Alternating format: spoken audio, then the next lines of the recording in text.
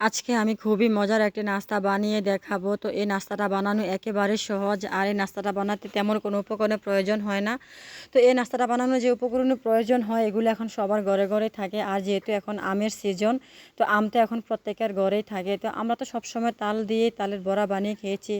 তো আম দিয়ে কেউ কখনো এভাবে বড়া বানিয়ে খেয়েছেন? যদি না খেয়ে থাকেন তাহলে অবশ্যই আমার ভিডিওটা দেখবেন, দেখে তারপর আমের বড়া বানাবেন, বানিয়ে খেয়ে দেখবেন যে এটা অনেক মজার হয় আর অনেকটাই নরম সফট হয়।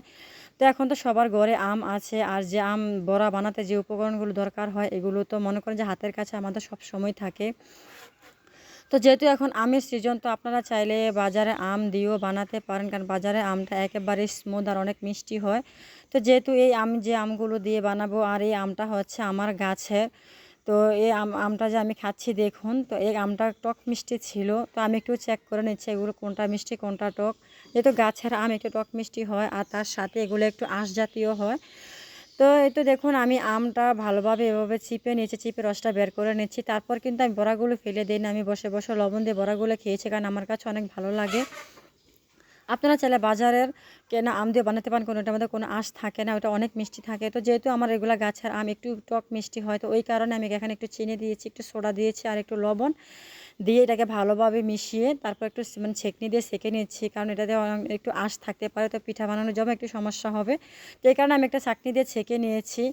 তো এখন আমি এখানে শুধু ময়দাটা মিক্স করে, চাইলে আপনারা এখানে হ্যান্ড উইক্সের সাহায্যে আবার এটাকে ব্যাটারটা তৈরি করে নিতে পারেন। তো আমার কাছে ছিল, তারপর আমি ভেবেছিলাম একটু হাতে এটাকে করে নিই, তাহলে একটু সহজ হবে।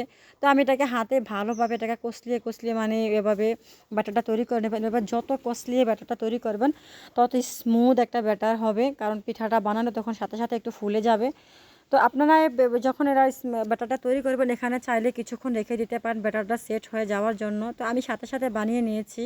তো এই তো দেখুন আমি এক এক করে তেলের মধ্যে সবগুলো পিঠা ছাড়িয়ে দিচ্ছি। আসলে এখন আমের সিজন, আম দিয়ে এখন অনেক কিছু বানানো যায়।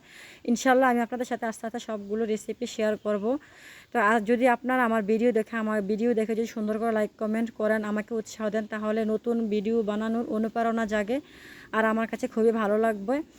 তো আমার পিঠা আজকে আমের এই পিঠাগুলা বানানো কেমন হয়েছে, তো অবশ্যই আপনারা কমেন্টে জানাবেন।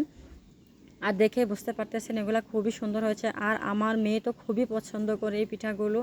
তো বেসিক্যালি এই পিঠাগুলো আমার মেয়ের জন্য বানিয়েছিলাম, কারণ ও বলছিল আম্মু আমাকে কিছু একটা বানিয়ে দাও, আম দিয়ে কিছু বানিয়ে দাও, যেহেতু ও এখন একটু একটু কথা বলতে পারে।